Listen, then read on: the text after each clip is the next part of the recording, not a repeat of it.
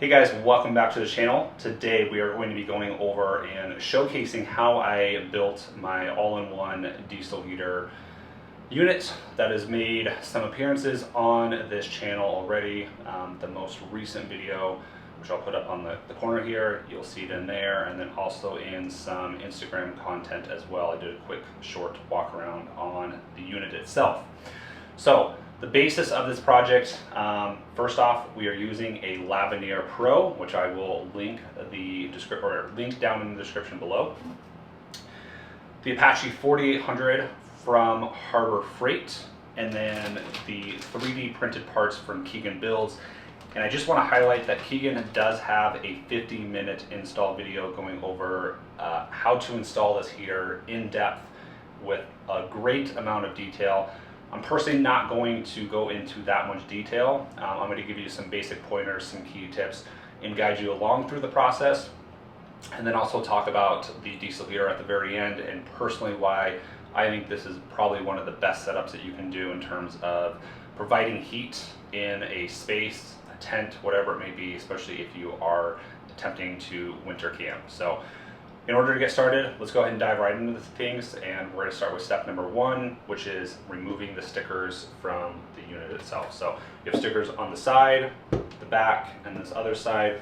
This front one where it says Apache 4800 can stay on there. So I'm going to go ahead and remove the stickers, and then I'll check back in and provide some key tips on stuff that I do to help remove those stickers.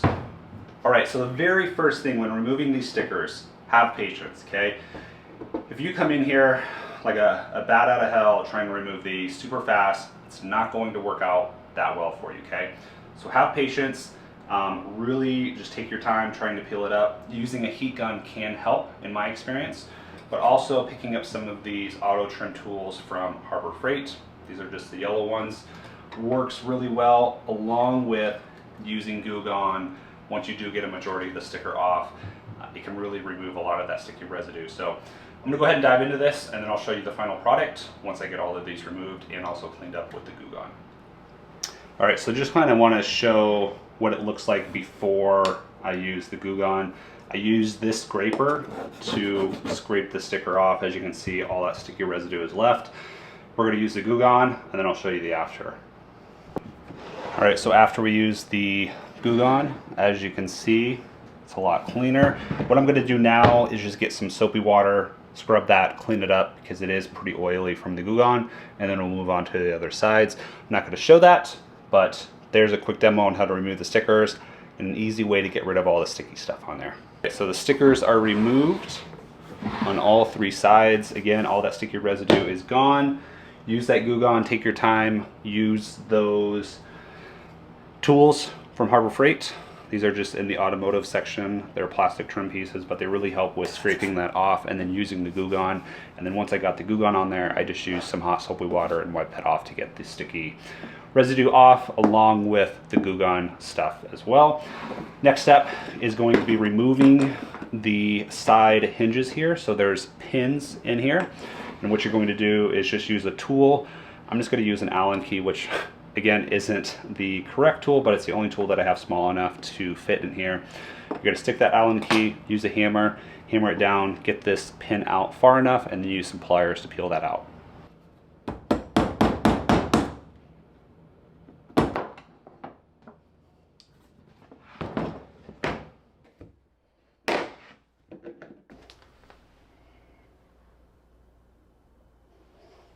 All right, with all the stickers removed, the two side clamps removed, if you have not already, go ahead and remove all of the foam inside the case. You can keep this if you want, use it for other projects. I've used the foam just to add some other things, so if you want to keep it, keep it. If not, just go ahead and toss it out.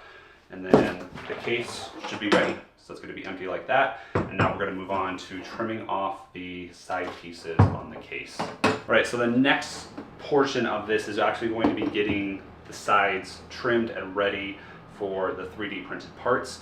And I just want to show you how the heater is actually going to sit. So it's going to sit in this orientation here. We'll have the hot air coming out on this side.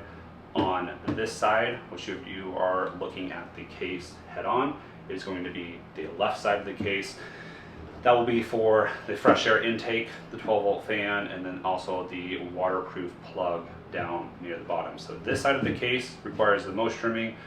The outlet side of the case requires very little trimming. So we're going to go ahead and start trimming this side. I'm going to show you what to trim and then what tools I'm using to trim the side of the case as well. All right, so we have a little bit of a close-up. So again, if we're looking head-on for the case here, it's reading Apache. If we're looking at it head-on, it's going to be the left side of the case here, okay? So what we have to trim is these two large fins here, and then these small ones as well you're going to trim. They don't have to be all the way deep into that crevice there. They just have to be basically flush with this edge. The tools that I will be using to trim this is just a Dremel blade. So I'm going to first cut the large portion of that fin off. Just using one of these. It's in pretty rough shape, but it should still work. And then the two other bits that I like to use is this one right here, along with this one as well. Okay, so these really, actually both of these two bits help a ton to trim the rest of this plastic off, and then I will use a small sand wheel as well to make this all clean, but you'll see that in a minute.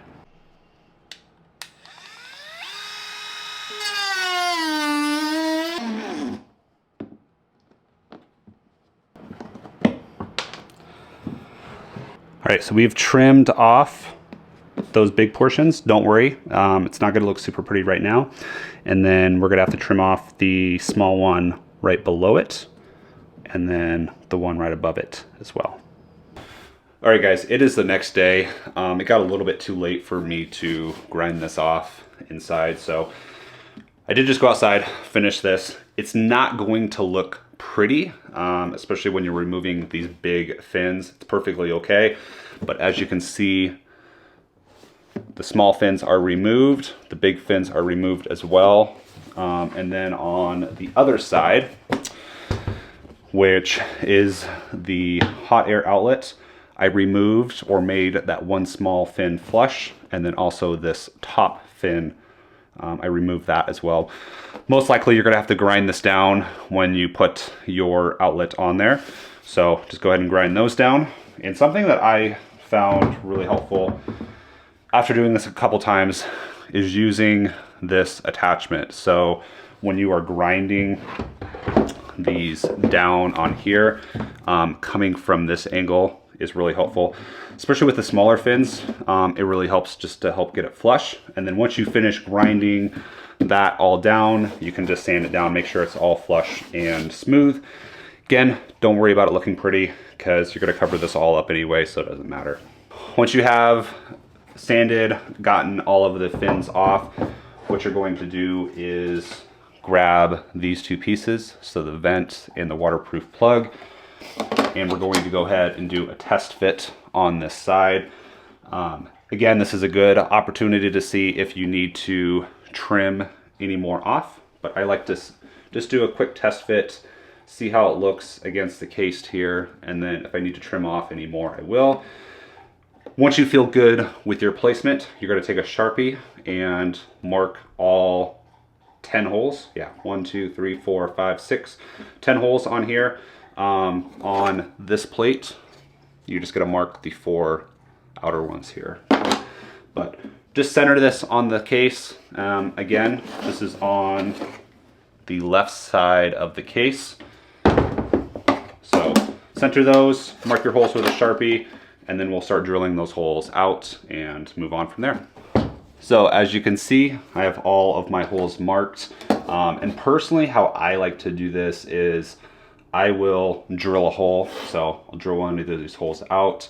The size of the hole is actually going to depend on the hardware that you're using. So use the correct drill bit for that. But what I actually like to do is I will drill one of these holes out, and then I'll put this back up there and actually place a hardware or a bolt in there, and then I'll drill out the remaining holes just to ensure that I'm staying on point and not getting too far off with this piece. So I'm going to go ahead and drill this out, and we'll toss that back on, and then we'll do the same for the waterproof plug down here as well. All All right, and then once you have all your holes drilled, the outside should look something like this. As you can see, I've just placed some hardware in there to, again, guide me as I drill the holes so nothing gets off. And what you're going to want to do is take off this piece, and you are going to replace the outside with this one just as a temporary solution so we can trace these holes. So this will go on the outside like this. This will be up towards the top, and then this is where your 12-volt fan also plops in. So I'm gonna set that right there like that, and then we'll trace those holes. All right, so once that is on, you're going to trace this hole, and then also the smaller one for the waterproof plug as well. Again, make sure you have just some bolts dropped in there so these don't move around as you start tracing these 3 holes. Once you have removed the plastic pieces, that's what you're going to be left with. So for these 2 larger holes here, you are going to use a 3-inch hole saw, and then the smaller one down here, you will be using a 2-inch hole saw. So it will be slightly bigger than the area that you traced out. It's perfectly fine. Again, 3-inch, 3-inch, 2-inch for these holes to be drilled out on the side. All right, and this is what we're left with, 3-inch holes, and then the 2-inch hole down here. What I personally recommend doing is just taking a knife, kind of trimming off these sharp edges, and then we are going to move on to the other side as well, where we will be drilling 2 holes. So 3-inch for the hot air outlet, and then a small hole for the exhaust as well. So like I mentioned, on the other side of the case, we're gonna have the hole for the hot air outlet. And again, just do a test fit on here. Make sure you trimmed the correct stuff or enough of these little knobs up here. Once you feel comfortable with the spot or the location that you're gonna place it, go ahead and mark your holes, drill those holes, place your bolts in. Once those bolts are in and you've drilled the holes for those, then you can trace the inside of this and remove this. You're going to use the 3-inch hole saw on that as well, okay? Then we'll move on to the exhaust location down here once we have finished this up top. So holes are drilled for the bolts. I have traced the inside of the hot air outlet. Now we're gonna move on to the last hole, which is the hole for the exhaust coming out right below that. So it doesn't have to be perfect, but again, just pick a spot here on the side where it looks good and it's centered. That's probably right about where I'm going to place this one. Once you do that, mark your holes so you can drill the 3 holes there, okay? Once you drill those 3 holes, we're going to take our Sharpie, stick it down in here, and trace that on the actual case just like that, okay? So I'm gonna go ahead and show that. I'm gonna go ahead and drill these holes, place this, mark it with the Sharpie, and then we'll check back in. And all done, it should look something like this. So again, you have the 3 holes. I put the exhaust upside down, Sharpied that hole inside, and now we can go ahead and hole saw these holes out. So the exhaust is a 2-inch hole saw, and then this outlet for the hot air is a 3-inch hole saw. So I'm gonna go ahead and remove this. I've already traced my circle in there. These will be the last 2 holes that we will have to drill. Once you drill these out, again, clean them up, just like I mentioned, with a knife on the other side, vacuum the case out because there's gonna be some debris inside, clean it all up, and then we'll move on to the following steps after that. All right, so we are all cleaned up. So we have the 3-inch hole, the 2-inch hole for the exhaust, and then on the other side, the 2 3-inch holes, the 2-inch for the waterproof plug, and now we are officially ready to move on to the next step. So we are going to put our 12-volt fan onto the back here, okay? So this will be on the inside of the Apache case. When looking at your fan, there should be some arrows. Just make sure you place your fan correctly so the air is moving into the case. Because essentially what we want to happen is this is going to be the air uptake for the diesel heater, and then the second hole down here is where the fan is going to be sucking cool air in to blow it across the diesel heater. So again, make sure you place that correctly. This one came with no hardware to place it onto here, so I'm going to use my own hardware, but most of the time if you order these on Amazon, it does come with some hardware to essentially screw into here. All right, the next thing, you're gonna take your waterproof plug 3D printed part, and then the waterproof plug that you purchased as well. You're gonna place that in there, bolt this in. My experience with this is the bolts are just the right length. They can be a little bit hard to tighten down, so just take your time doing this, but that is going to be the next step, is putting this in there. All right, so after getting your fan attached and then also your waterproof plug, we can go ahead and place these on the outside. So how this is gonna sit, this is going to be the top up here. I'm going to put this like that. So then inside the case, it's going to sit essentially like this. So go ahead and set these up, put your bolts through, choose the correct size that will work for your application here. And then we're also going to put the waterproof plug on as well. So I'll show you the final product once I get that all put on and also bolted up. All right, once you guys get everything bolted up, this is how it should look. You'll have the waterproof plug on that side. Then on the inside, as you can see, we'll have the fan here, the inlet for the air, and then everything is bolted up nice. All black hardware as well. So it looks really clean on this tan case with the 3D printed parts. Now we'll go ahead and move on to the other side, which we will be bolting on the exhaust down below here, and then also the inlet, or the outlet, I mean, for the hot air. So one important thing to remember when you are putting the through hole exhaust on here, don't forget to put these rubber gaskets in between. So you'll put one on this part, push this through the case, and then you'll put the other one on this other side. Do not forget to put these. Really helps with the temperature, especially when this exhaust gets super hot. All right, so you should have everything in there. I've loosely tightened the exhaust screws, bolts and nuts there. Next thing that we're gonna do is toss the heater in here. We're gonna get it kind of situated where it needs to be. And then I'm going to discuss what you'll need to cut with the angle grinder. It's going to be a total of 3 things. The plate, the outlet for the hot air, we'll have to trim a little bit, and then we'll also trim the exhaust pipe as well. So let's go and dive into that, and I'll show you what you need to cut. So first things first, we're going to take this 3D printed part. You'll see that there are some arrows that point down. That is the side that we want to push this onto the diesel heater part right there, okay? As you lay this down, you can kind of get a rough idea of how it's going to sit. So like I said, if we're looking at it from this angle here, you can see this is where the warm air will come in, and then over here is where the hot air is going to go out. So just go ahead and do a test fit. So as you place that in there, you can also get your exhaust pipe and then kind of see the length that you're going to want to run this, okay? So go ahead and bend that. I'll show how I route mine as well. Don't want it too steep or too sharp of an angle there. The other thing that we're going to have to cut is this. So this is going to have to slide into here. And as you can see, it's going to be a really tight fit. So in reality, what I recommend doing is basically cutting almost down to here. You basically just need enough to put a clamp around this and tighten some pipe around it, okay? Once I cut it, once I put it in the box, it's gonna make a little bit more sense. But what I would say is cut enough off just so you can wrap that tie around there and tighten that down. When I first did this, I didn't cut enough off. I couldn't slide it in there still. So ultimately, I just recommend cutting it really pretty low down here.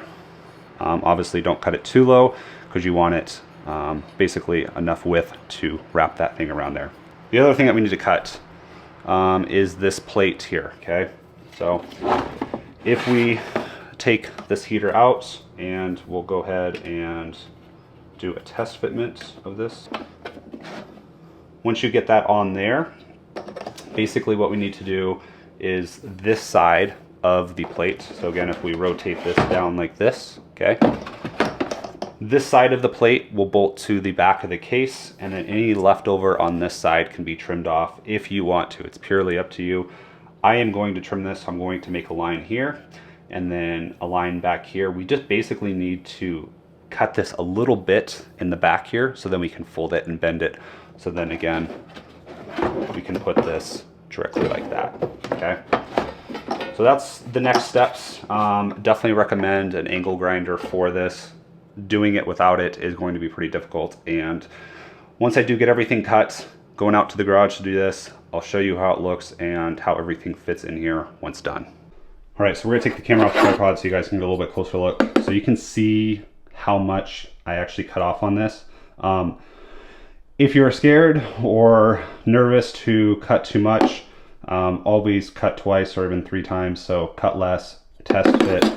But as you can see, if you slide this in here, we're gonna cover that gap up with some of the pipe that came with the heater. So you want some distance between this mount and the heater itself. You can see that I cut the exhaust, just did a test fit in here, and this is about the angle that you want coming out. And then this will sit like this. So I just have to actually bend this. I did score this with the angle grinder, so you can kind of see that's cut slightly in there. I'm gonna use some pliers, bend that back, and then I did cut off the extra over here. So once I get everything in here, I'll show you guys what it looks like, and then we'll go from there. You can see that I have secured this piece on with the clamp. I've also measured this black piece of pipe that I'll be attaching on there. You can do a test fit by putting it in here, seeing how much you need. The cool thing about this stuff is you can also stretch it out a little bit more if needed. So if you do cut a little bit too short, it's not a big deal. You can just pull this out like that. And there's also quite a bit of extra that comes with this kit as well. So before you put this in, make sure you also put this gasket or seal on the back here, and then you can go ahead and slide that in. So we are all bolted in. I will say this bottom back bolt here will probably make you say a few cuss words when you're trying to get it tightened, but this is how it looks. The heater itself already should be pretty secured in here. The next things that I'm going to do is drill the holes through these 2 mounting spots right there for the heater. I'm also going to wrap the exhaust with the wrap that came with this, and then also put the sealant. Then we'll also put the other fresh air uptake coming straight down into that location there. And then pretty much after that, we are moving on to the wiring part of this build, which is probably the most time-consuming portion. All right, now we are ready to move on to the exhaust portion. So I'm using this MufflerSeal. This is a cement paste, basically seals mufflers, pipe joints, and exhaust systems. So we'll be using that. As you can see, I also have a glove on. So this stuff is really messy. I definitely recommend using a glove of some sort. And then if we look at the exhaust, so I have wrapped it, and then I have put these clamps on there already. They are loose enough to still be able to slide the pipe on, but they are in a spot where once I put this stuff on the MufflerSeal, I'll be able to tighten these down because again, once you put this on, you really don't want to remove this again. So how I like to do this with the MufflerSeal is I'll put some on my finger, basically put it on the inside of the pipe on both sides, put a little bit on the through hole exhaust as well as the exhaust on the heater there.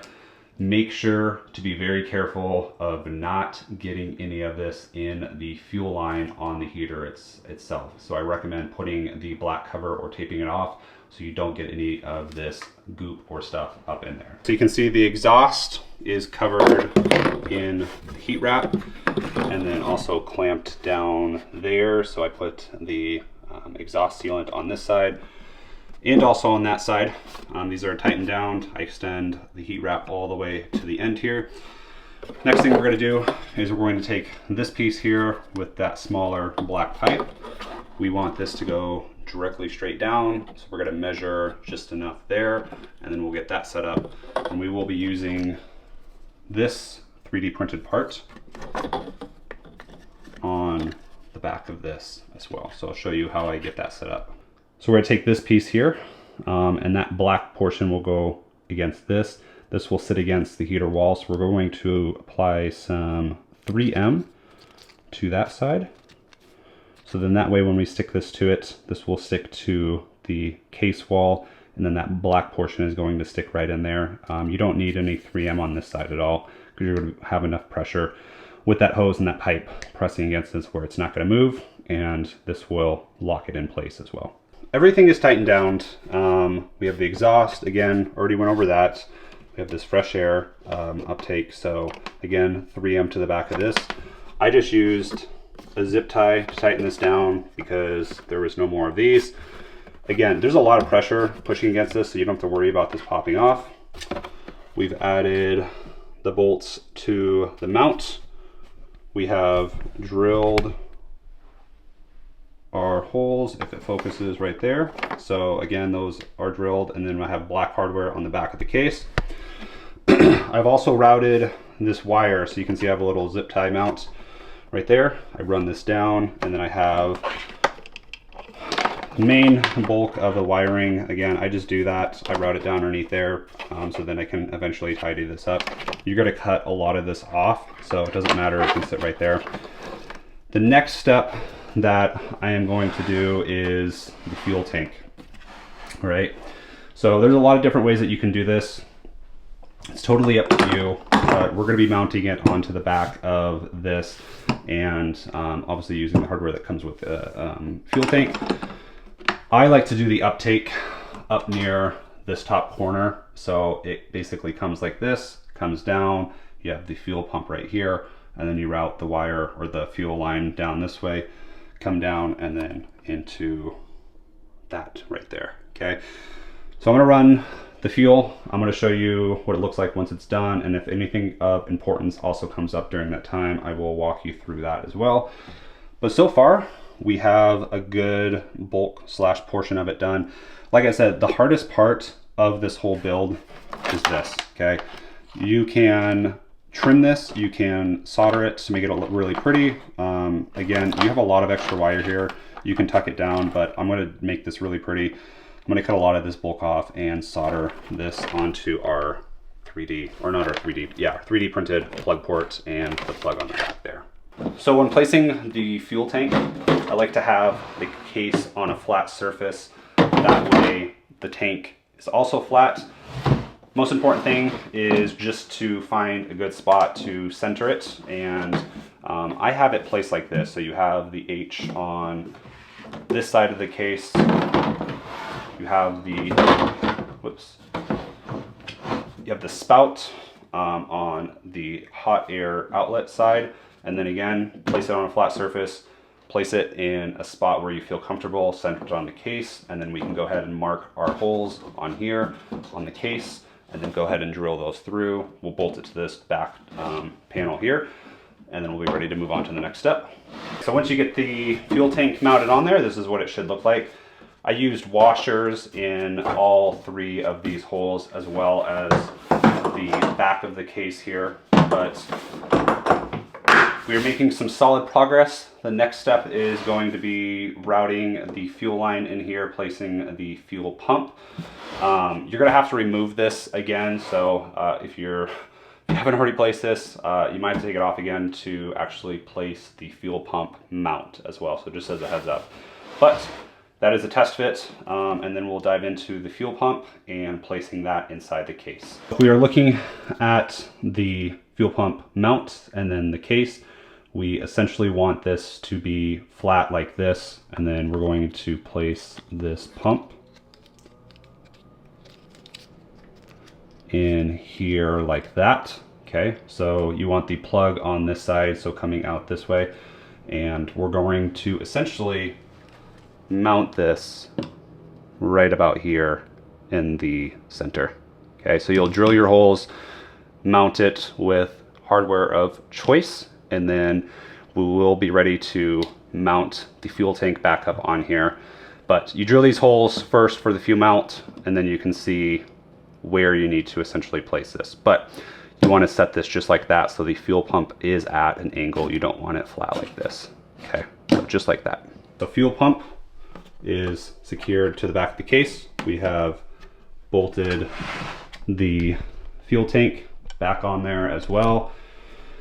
Next steps are, and this is personal preference, totally up to you on how you want to run this, but I personally drill this out. I put the fuel uptake in here. I put in a air relief valve. I think that's what it's called, up on the top here. Personally, that's how I do it. It's totally up to you. You can do the fuel from the bottom here. I don't like doing that because it's a higher chance of leaking, just with the fuel being down there versus up here. So I'm gonna drill the hole in this cap. I'll put the fuel up tank in there, and then basically what that will do is allow the fuel to be picked up all the way in the bottom corner here, okay? So that's gonna go in.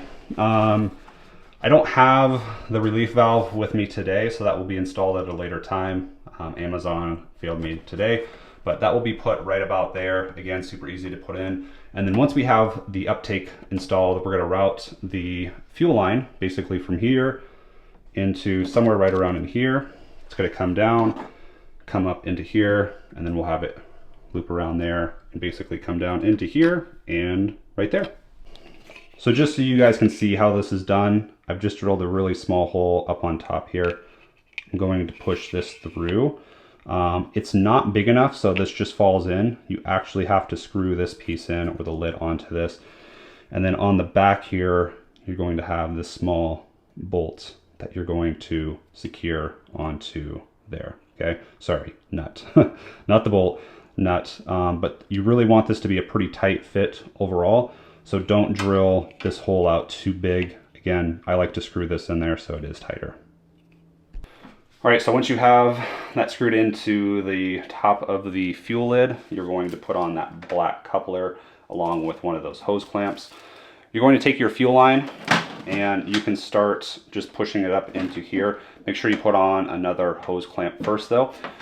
Then the next thing you can do is kind of just get a rough idea of how much it's going to take to travel from this portion all the way to the fuel pump area. You have so much extra fuel line here, I wouldn't worry too much about cutting extra because you're not going to need to use all of this. So in this situation, I would recommend cutting extra, running it through once we get to that portion, and then if you have extra once you get to the fuel pump over here, you can always just cut that off. But that's the next step that I'm going to do. I'm also going to drill a hole in the side of the case here. And really what I'm aiming to do with this hole is to route this fuel line into the side of the case here, okay? So I don't want a super sharp bend if possible, so I'll probably go somewhere right around here. So if you're looking at the case, it's that middle knob in between these two right here, okay? So it's a good angle, it's not too sharp because you definitely don't want to make this super sharp coming in if possible. So for me, in my application with what I'm doing with this fuel uptake, I'm gonna go right about here. All right, so as you can see, we have the uptake coming in here, and then where I drilled on mine is right there, so it comes through. It's not a super sharp angle. We come in right here, have it secured with those hose clamps. Coming out, again, black coupler, hose clamps, and then I just estimated how much I needed to basically run this down here, where to come down here, along here, and then plop it right in there. So again, you have so much extra hose clamp, it's totally fine if for some reason you cut it too short, but cut long, and then you can trim it as needed. But once you are done, ideally this is how it could look. Again, this is how I'm running it. So clamps, we have it coming down. I have the zip tie mounts, and then this is going to run just like this. So we have another zip tie mount there. And then I go under this piece here, and I do have two zip ties to hold the fuel line against that so it doesn't get too close to this exhaust. And then as you can see, nice and clean coming in there. So that's pretty much done. Now we're going to deal with this mess, and I'm going to try to make this as simple as possible. But again, the wiring situation is totally up to you how you approach this. I'm going to try to make this as clean as possible, so we're going to be chopping a lot of this off. So to give a quick rundown first, we have these wires coming from the fan right here. And what we want to do with these is we're going to trim this or cut this off so we can go into the waterproof plug down there, okay? So once we get power to this unit, this 12 volt fan will automatically turn on. So, you know, just measure, again, cut more than you think you need to cut off. So if you know, for example, measure it like that versus having it way too short where you can't move it or do anything with it.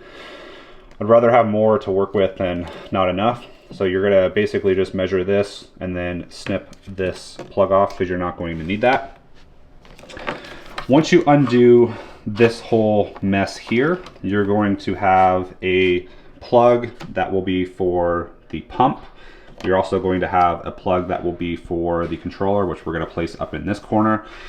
And then you're also going to have the positive and the ground that you are going to solder into this waterproof socket along with the 12 volt fan wires, okay? So undo this, basically kind of run it where it should be, and then you're going to snip the extra off. And I'll show what that looks like once I get everything laid out and situated in here. So as you guys can see, that is all of the extra wire that I did cut off. So there's quite a bit. One thing I do want to make note of, your power on this is fused. So when you make your power cord for this unit, make sure that you do have a fuse somewhere on that power cord, okay? So the one that I purchased has a fuse on it, but make sure that you are adding a fuse somewhere on this, okay? So since we are cutting the fuse out of here, we need to have a fuse on the outside on that power cord. Do not run this with no fuse, okay?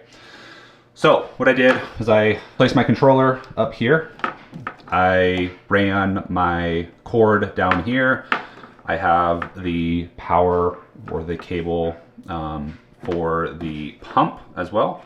So I have that plugged in right there. And then I also trimmed all of the additional cables down here. So this is the power. I'll have to trim off the fan as well. But you can already see how much better this is going to look when you do trim all of this wire up and get rid of all of the excess. All right. Here we have the finished product when it is all cleaned up. So you can see, place the controller up on here, and then I have these zip tie mounts that I use to basically secure this so it's not moving anywhere. Chopped off all the extra wire, soldered it together, and as you can see, it's a lot cleaner. I would recommend doing a few test closes as well as you're putting the zip tie mounts and putting this all in there, just to make sure that it does not snag in the crevice here. Now, the one thing to note with this is, especially once you plug this in, is you don't want to go too high up on the case, because as you go up higher up on the case here, you have a higher chance of running into the actual unit itself. So if anything, with the pump, you want to go a little bit lower, so then you have that clearance and you're away from the actual unit itself. But as you can see, everything is all tidied up, cleaned together. We have the power with the 12 volt fan soldered into here. Now, when you make your plug or your power cord cable, make sure to pay attention to which orientation you have these wires. So if you have, see if it focuses there. If you have the positive on the bottom, you want the positive on the bottom over here too. Make sure you pay attention to that. I screwed it up the very first time that I ever made one of these. Thankfully, I did not plug it in, but pay attention to that. And as I already told you, make sure to have a fuse somewhere in this power cable as well, since we chopped off the fuse that was on the original power supply. All right, guys, hopefully you enjoyed the video of the quick build slash demonstration of how to put your diesel heater into an Apache 4800 case. Now, a couple things that I want to cover last in this video is why you should consider doing a build like this, all right, versus doing something like an all-in-one unit that is sold on Amazon. First off, this is water resistant, okay? So inside of this Apache 4800 case, you don't have to worry about snow, rain, the elements getting inside and damaging any part of the diesel heater itself. and also the remote. All right, a lot of those all-in-one units sold on Amazon are not water resistant to any degree, especially when the remote is placed outside of the actual heater unit. The other huge thing is from the all-in-one Amazon diesel heater kits that are sold online, the exhaust does not come out the side like we have done in this one. Instead, it actually comes down through the bottom. So you actually have to elevate that all-in-one heater unit off the ground. It doesn't sound like too much of a hassle, but trust me, I've been there, I've done that, and it is a huge pain in the rear to try to balance that thing, get it level, and then pipe that exhaust away from the unit itself. So this in itself is a huge upgrade, just having the exhaust come out the side. You can also just stand this unit directly up.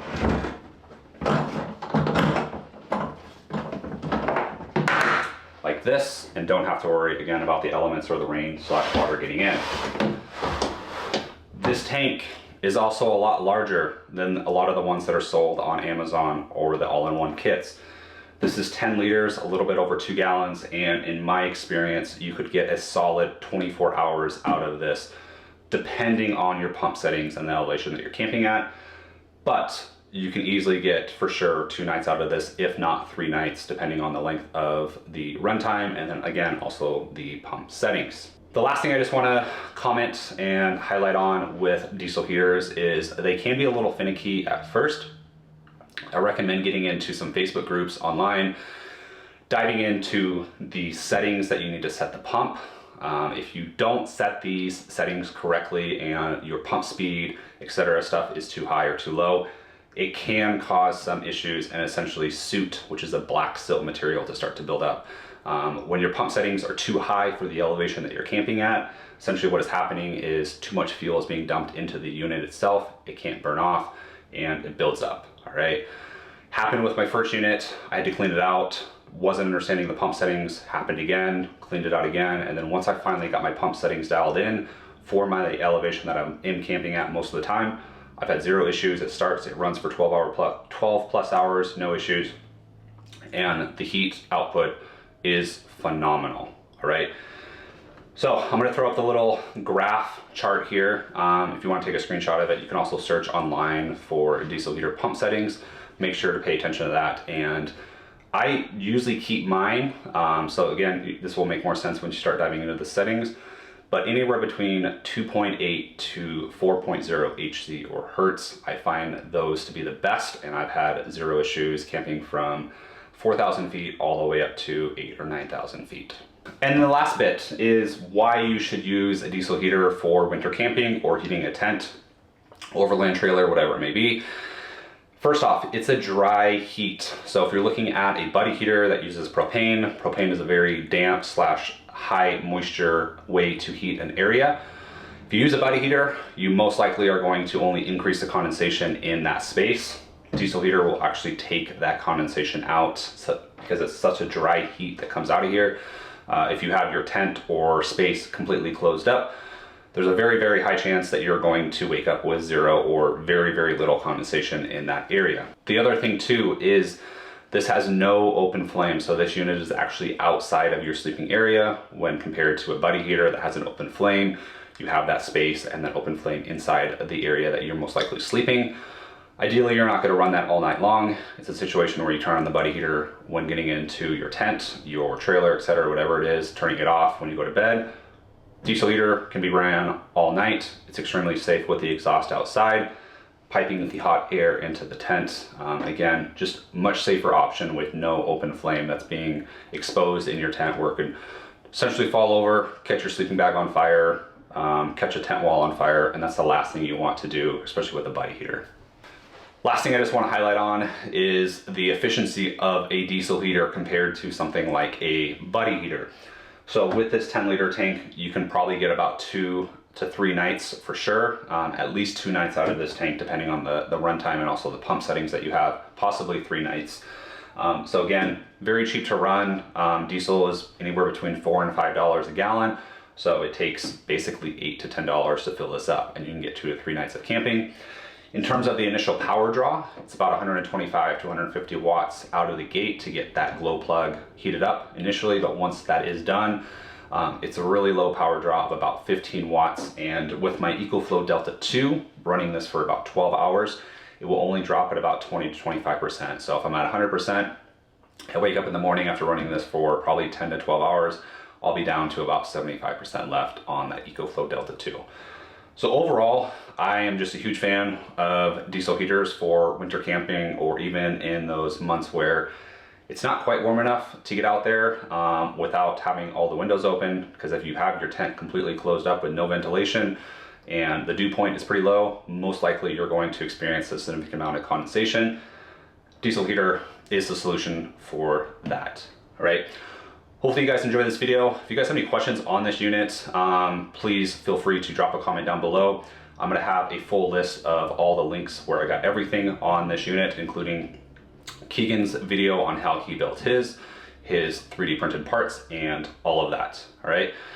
As always, leave a comment, like, subscribe. If you have any questions, drop them down below, and see you guys in the next video.